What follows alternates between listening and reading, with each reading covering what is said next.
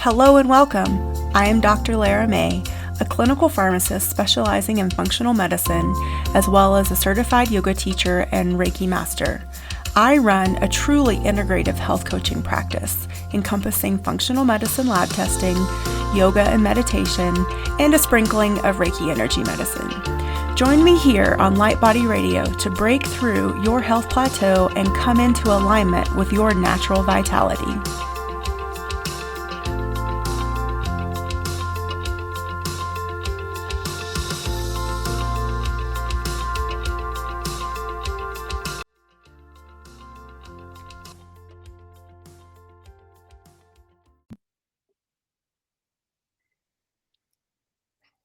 Hello and welcome to Light Body Radio. I'm your host, Dr. Lara May, and today we have with us Jane Barlow Christensen.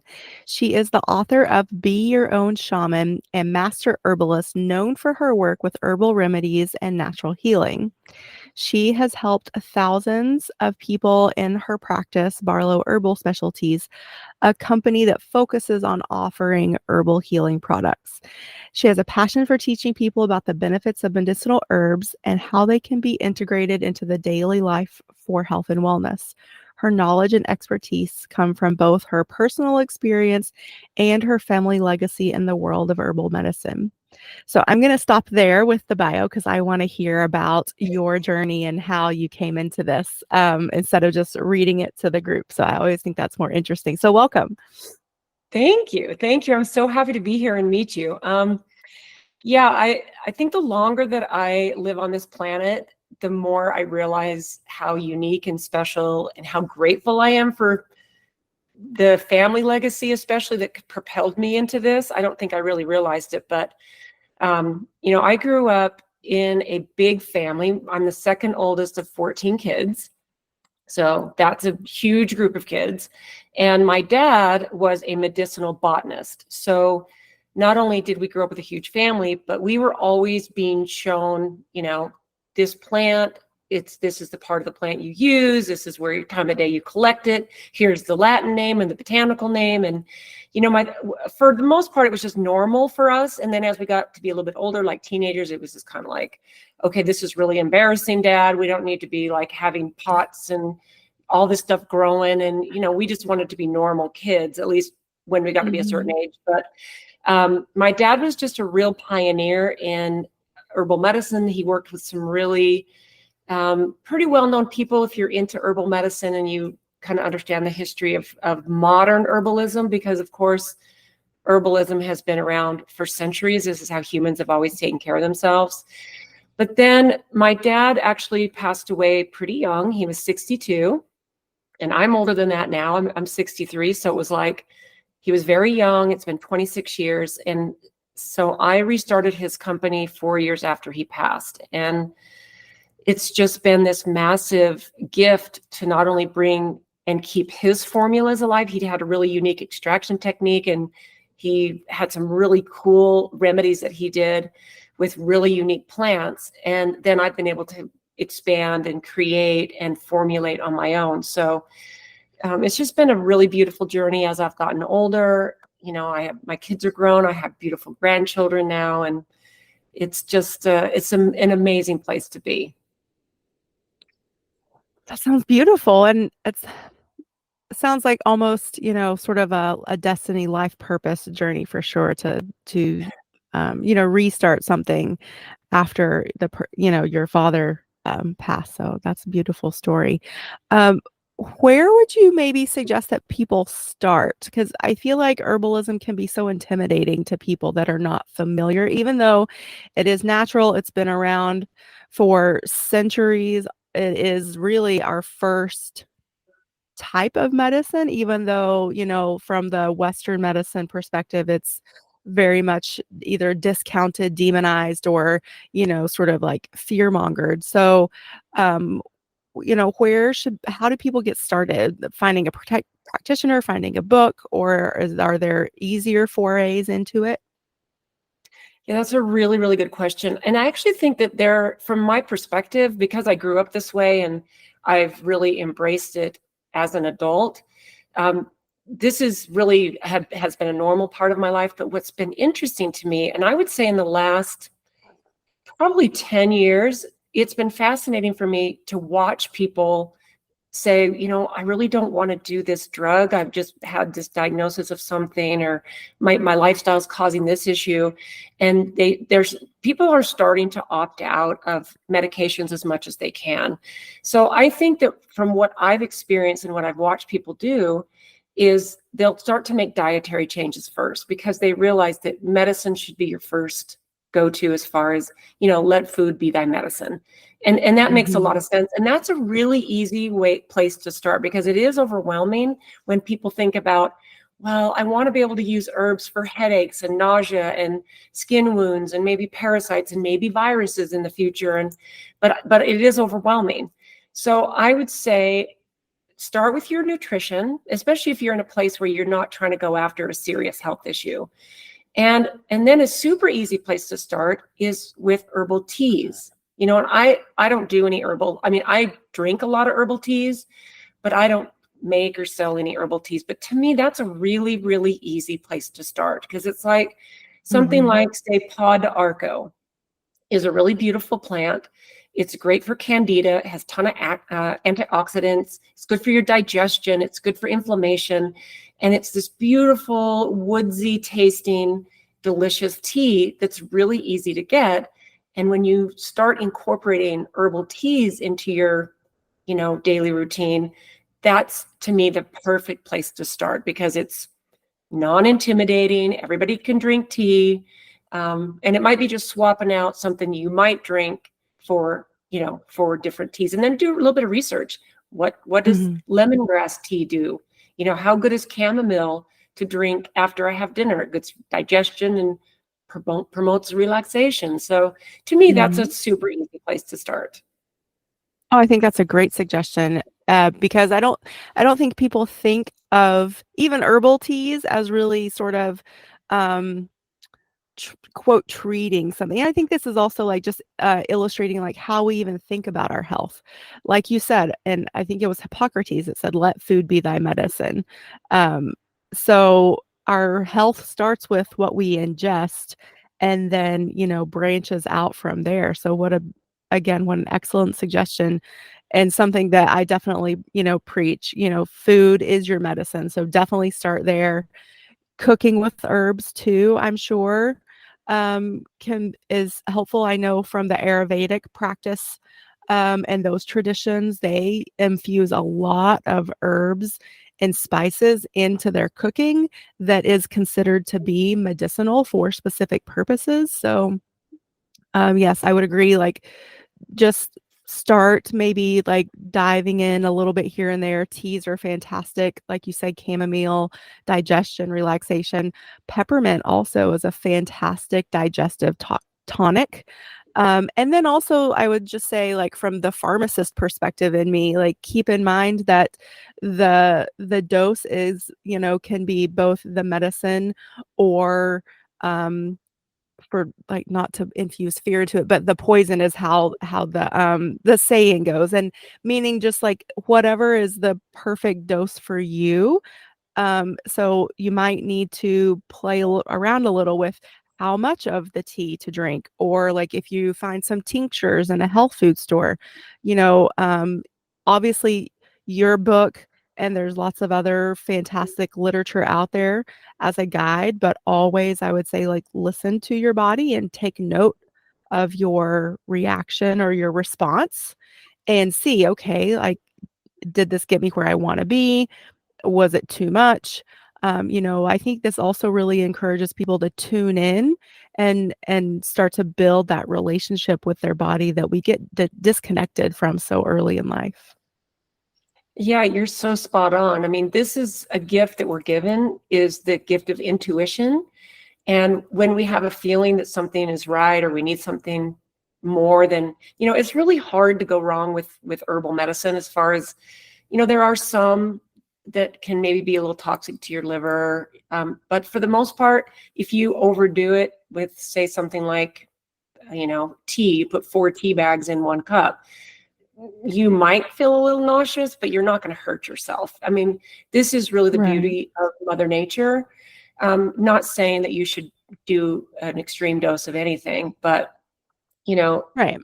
our intuition is the most beautiful thing we've been given. And when you tune into that, it'll tell you, sometimes it's a slight whisper. And think about the people, the women who are mothers.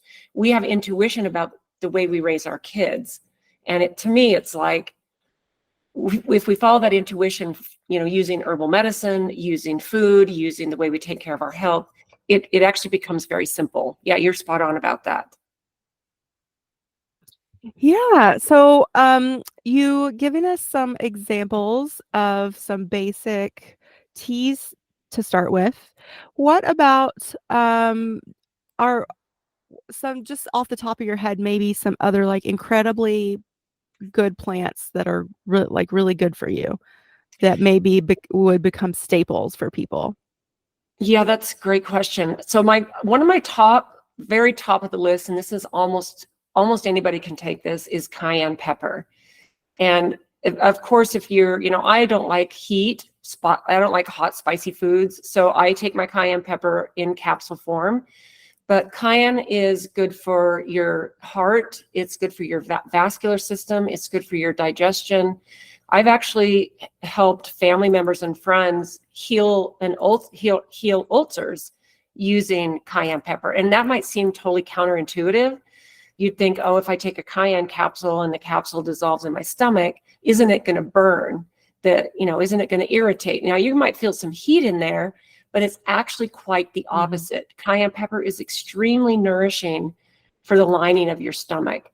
And I've had personal experience with friends and family members healing an ulcer. And it does have slight blood thinning properties, so this is one of those things. If you're on a prescription blood thinner, you might want to just double check with like a functional medicine doctor or somebody who can help guide you on the right dosage. So cayenne pepper is one of my top. Turmeric is right at the top of a daily, something daily to take. And also the age I'm at right now, ginkgo biloba is one of my absolute daily, it's good for cognitive function, memory, hearing. In fact, about 4 years ago, I started needing to use glasses to drive at night. And I thought, oh, I need to, take a little bit more ginkgo and just see if that would make a difference. And so I doubled the dose of ginkgo. I do a tincture. So I do a concentrated liquid tincture of ginkgo biloba. And after about 6 months, I didn't need driving glasses anymore. And if you do research, ginkgo is good for long distance vision. And, I'm 63, so it's like I'm in the place where starting to need reading glasses or driving glasses is pretty common.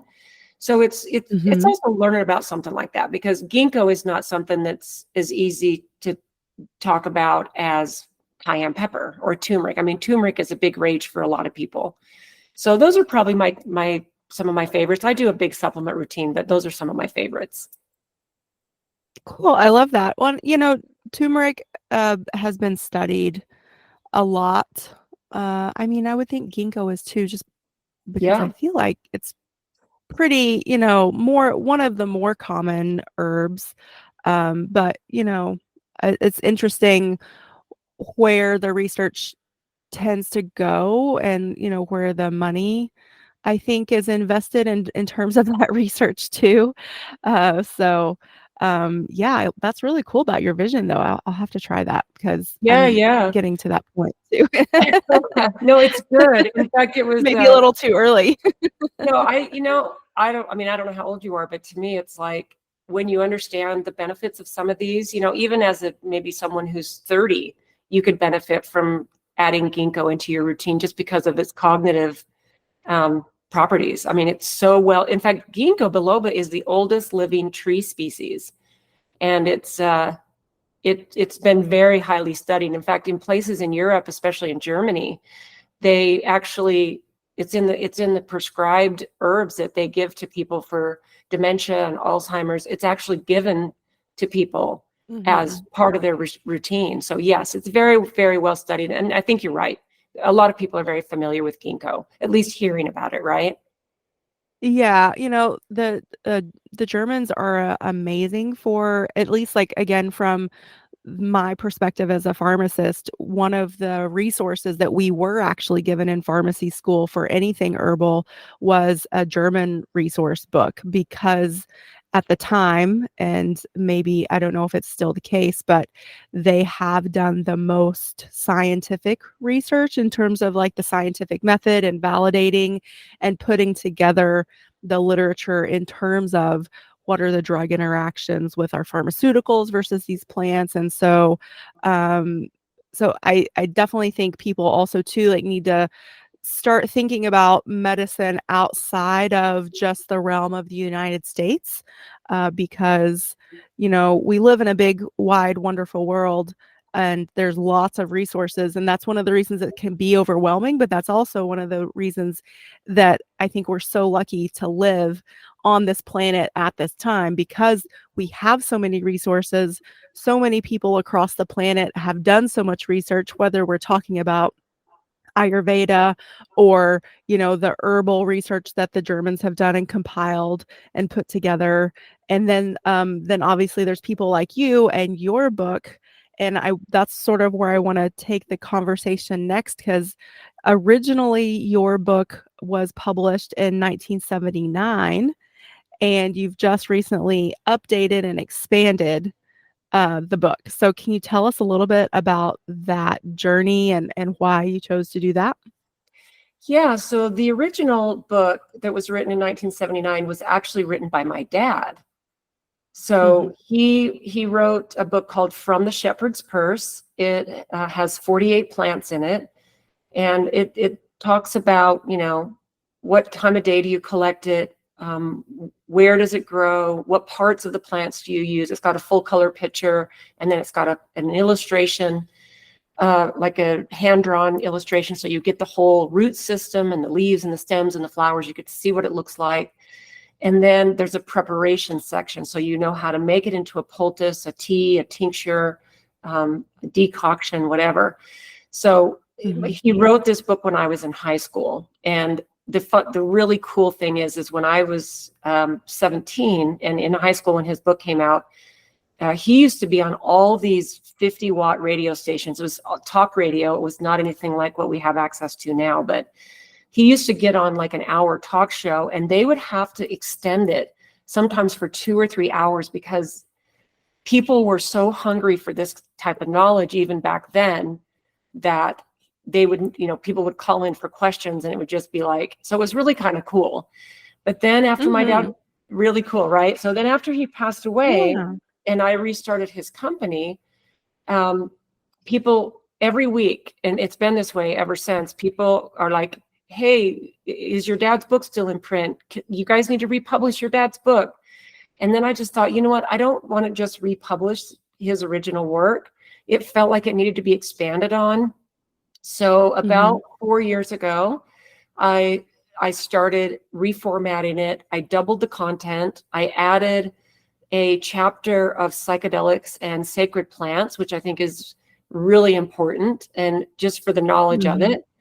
And and now it's out. So it's got 101 plants, and it's a user friendly. It's not full of like a whole bunch of hard to understand scientific stuff. To me, it's like everyone should be able to understand the basics of, a lot of spices are in there, like um, thyme and rosemary and basil and chervil and fennel. There's a lot of spices that people don't might not Mhm. realize have a lot of benefits. So it was kind of born out of my desire to update my dad's work and honor his legacy, but then double the content and bring it up into a more modern version.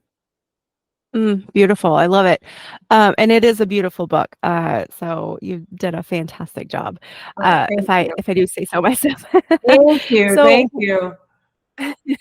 with all of these interactions that you have, what do you find that maybe might be the most common misconceptions or misunderstandings about herbal medicine? Um, I think that probably the most common thing is people. you kind of said it earlier, that they're overwhelmed or they're unsure, and they're cautious because most people don't grow up with this kind of stuff. So, Mhm. what I find interesting is that, someone will get a diagnosis of something. They'll get a list of prescriptions, or even one or two prescriptions from their doctor. And many people don't even question it. They don't even say, I mean, I know that people are starting to really question, well, here's the side effects, and is there, but then what happens is, then if you say, well, here, if you take turmeric for inflammation and pain, then people will turn into a deep researcher because they're skeptical. So I think the biggest misconception is that it's a mystery. Herbal medicine is a mystery. And to me, it's not. To me, this should be, Mhm. if you cook with basil or rosemary, you're adding some beautiful medicinal benefits to your food that you consume that you might not even realize. So I think the biggest misconception is that it's a mystery, and it's magic, and it's intimidating. And it's not. Yeah. It's such a beautiful way to take care of ourselves. And the whole thing where we talked about, let food be thy medicine. The same thing is first do no harm. So when you think about all of these gifts from Mother Nature that's truly magical, um, they're all there to help us be well. And I think we just need to open our mind to that and start incorporating things that are easy. Then it becomes less Mhm. intimidating. Would you say that, like, adding some of these things to your garden would also maybe be a good place to start? Oh, absolutely. In fact, even if you're living in an apartment, you can put some things on a balcony. You can grow a pot or two in your windowsill. But, I live in Utah, where we have, all the seasons. We have a really cold winter. But there's a couple pots I bring in or set close to my house. I have a big, huge herb garden, and my herb garden has expanded to things like, I have feverfew and echinacea, and they're beautiful flowers, but there's a lot of medicinal benefits to them as well. So yes, I would say that's Mhm. the absolute perfect place to start. Yeah, and, I would say also too, like, there's also things you would consider like weeds. So dandelion, I know, for example, is Hmm. I'm pretty sure grows almost everywhere in this country. Yeah, yeah. And, both and there's, different aspects of the different pieces of the plant. So whether it's the leaf or the flower or the root, and Hmm. like you said earlier, your book goes into how to prepare each part and piece and how and why. But, like, even just grabbing some dandelion leaves and chopping them up and throwing them in a salad, great liver tonic and liver detoxifier. Yeah. And so simple, and so if you're out there, having war with the dandelions, maybe keep them for your salads. Yeah, yeah. And there's one thing I would definitely say about that is be very careful where you do get your dandelion, because there might be people who spray, and you Right, don't, yeah. you don't want your leaves to be sprayed. I don't spray anything in my yard, but I have neighbors on either side of me who I talk to Mm, continuously, and they've lessened.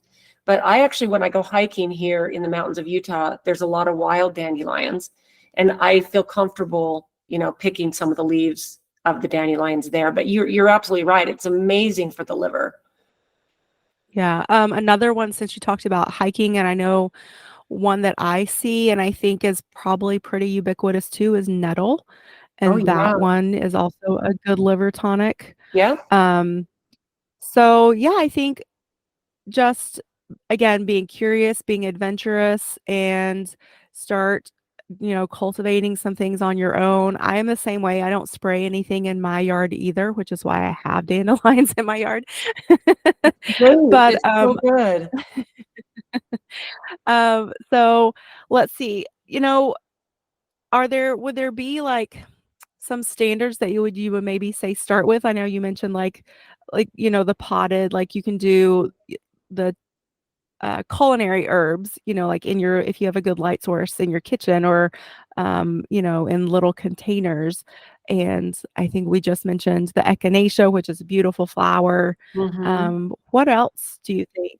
A golden seal, maybe I'm thinking of. that would Yeah. be like even like beautiful ornamentally that you would maybe want to even landscape with? Yeah. I mean, golden seal is great. And like I mentioned too, feverfew, it's in the daisy family. It's these really beautiful little white flowers. The leaves are beautiful. And it grows and it comes back every single year. It's a perennial. But then, all of the spices, if you think about, chives and rosemary and thyme and oregano, and these are so packed full of good nutrition. Even like arnica. Arnica is really fun to grow and has a really beautiful flower. Rose hips are awesome. So I would say, Yeah. find what you love and then start playing. And I would just start with one or two if you feel even overwhelmed with that. Yeah, and I'll say too, most of these plants that we've talked about so far are very hardy. I live in Truckee, California, so my house is right about 6,000 feet of elevation. It's considered high desert.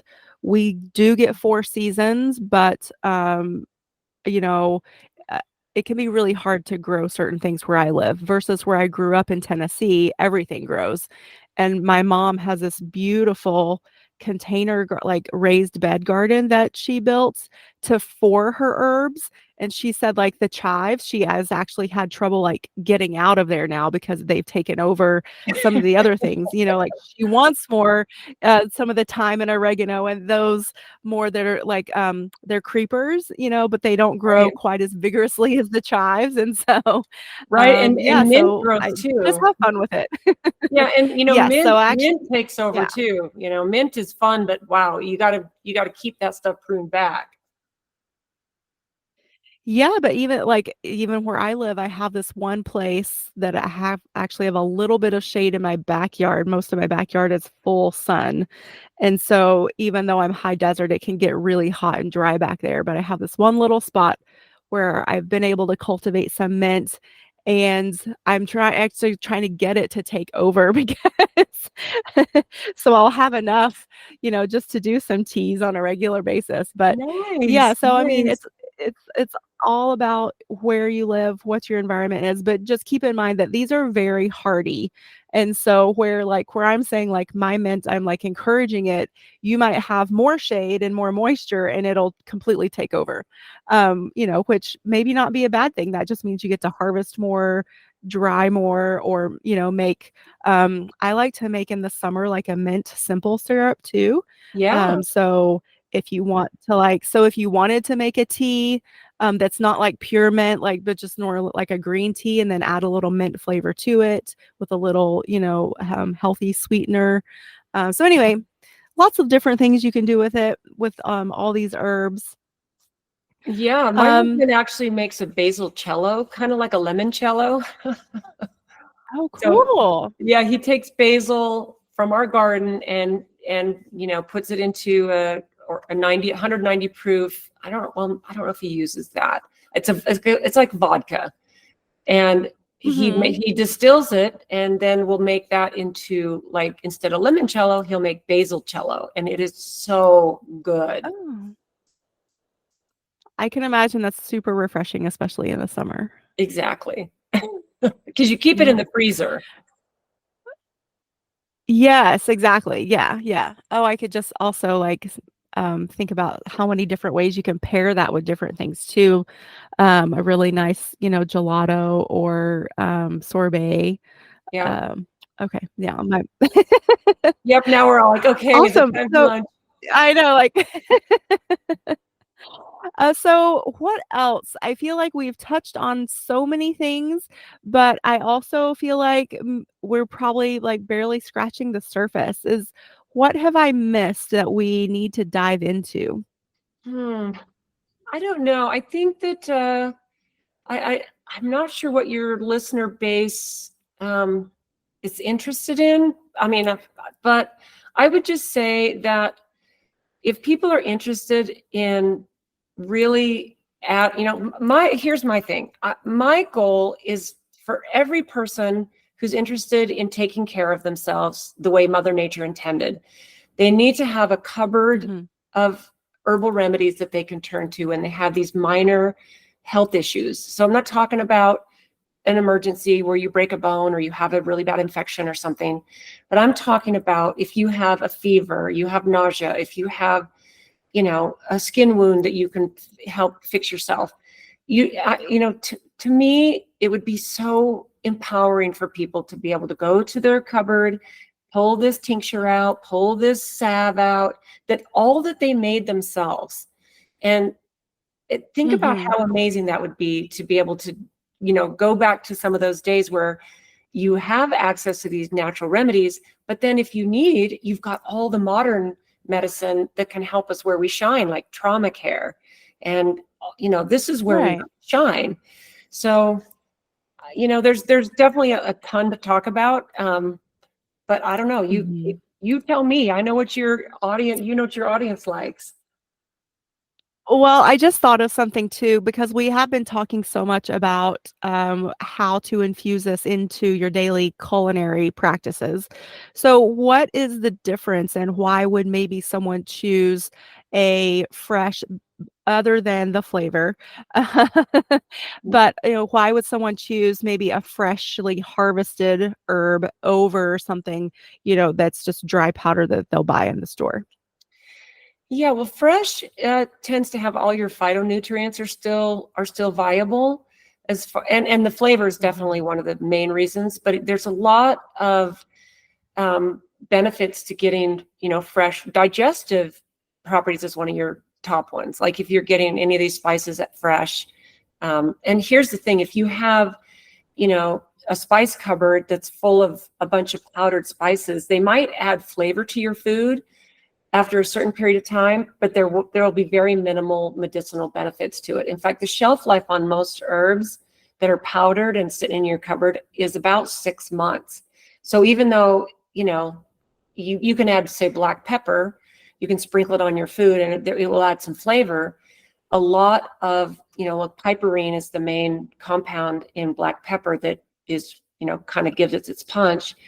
That's kind of, it oxidizes and it kind of goes away. So, people, it's really a big deal. You get a fresh pepper grinder, there's peppercorns, you're grinding the pepper fresh Mhm. and then you're getting the benefits of it. So, but then here's another thing too. There's some plants that actually need to oxidize, like especially roots.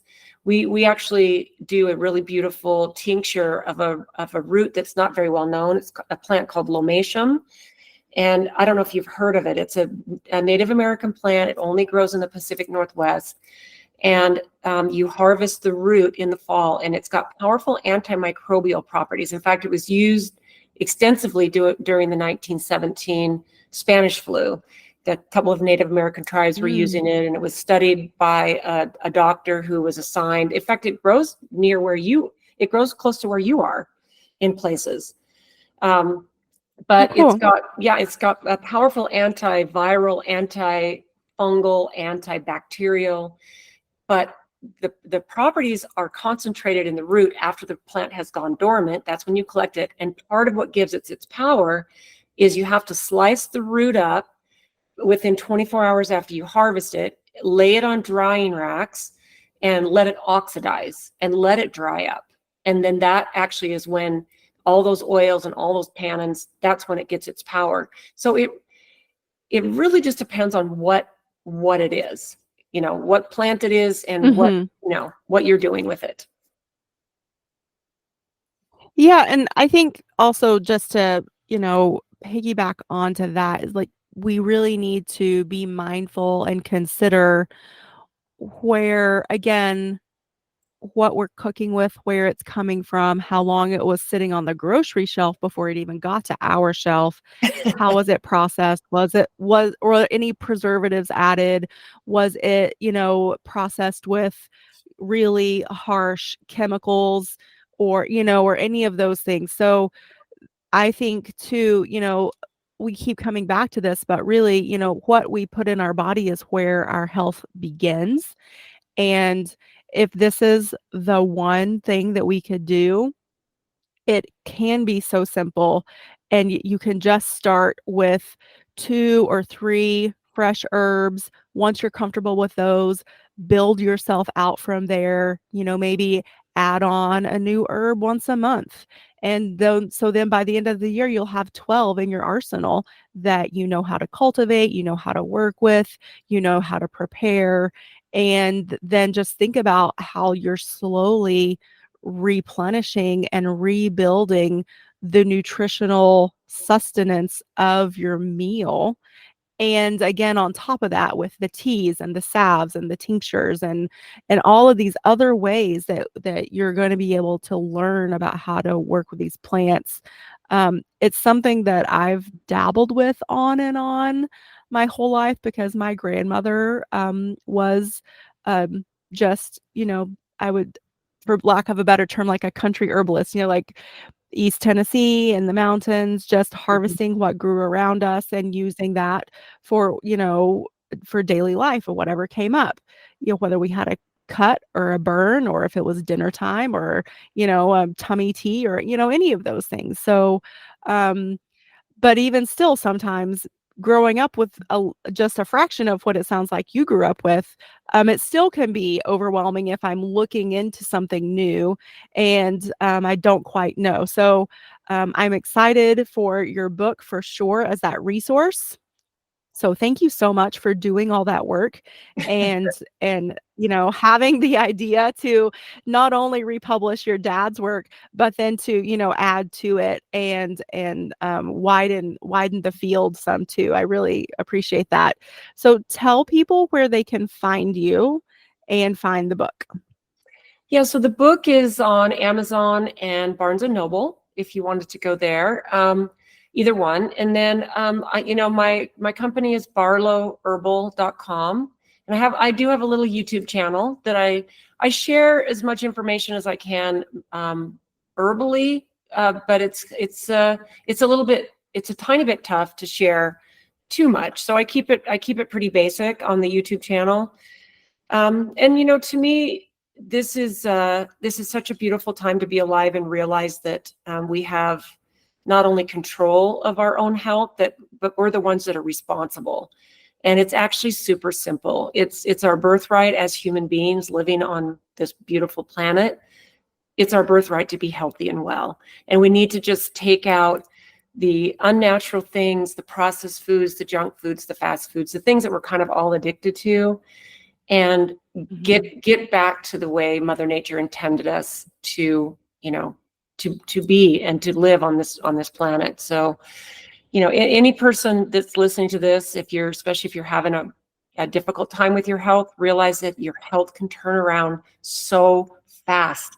I have seen miracles over these years that give me shivers when I think about it, because we are designed so perfectly and we just need to take care of this vessel, and we need to just honor it and realize that it's super simple. Yes. Well, thank you so much for your time and for all your work.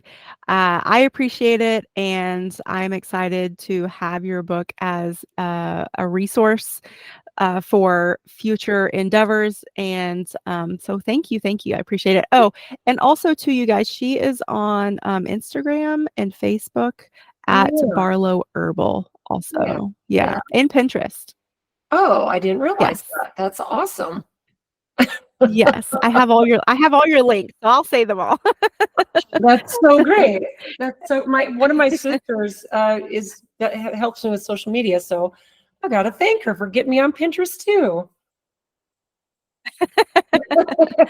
Yeah, so all of these links will be on the show notes page in addition to links to your website and the Amazon and the Barnes and Noble links too. We'll put all of that in the show notes. So if you're listening to this episode and you're driving and you couldn't write any of that down, you can always go to drlaramay.com and click on any of the episodes of any of my fabulous guests, and all of their socials and their websites and anything that we've talked about in the show will be on the show notes page there. So that's drlaramay.com/podcasts. So again, Jane, thank you so much for being with us today. And I look forward to, I think, talking to you again, maybe about digging into something specific, and we can talk about that off air. But I just want to say thanks so much. Yeah, well, thank you, Dr. Lara. It's so nice to meet you and, connect with like-minded souls that are raising the consciousness and the health of the planet, right? Yes, yes. All right, everybody. We'll catch you on the next episode.